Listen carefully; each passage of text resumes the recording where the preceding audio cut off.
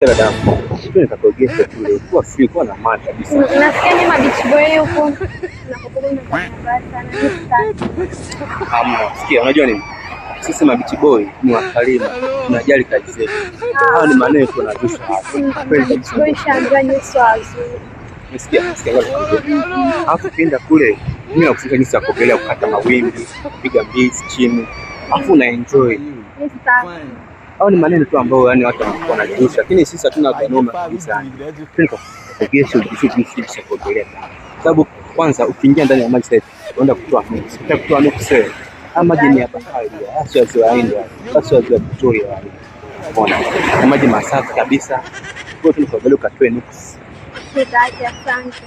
Yaani wewe unafunga safari, unatoka nyumbani unakuja kubicha. Ngoja upunga upepo. Wewe lazima kuogelea. Sawa, ngoja upunga upepo, lakini lazima uende ukatoe nuksi.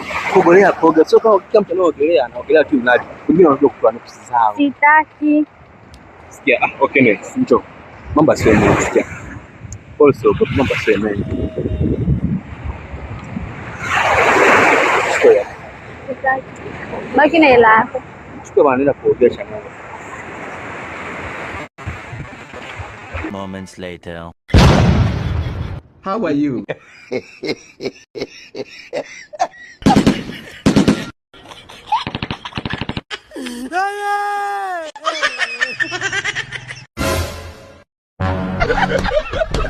Watu wa Bangi mko? Bangi! Bangia! Bangia! Bangia!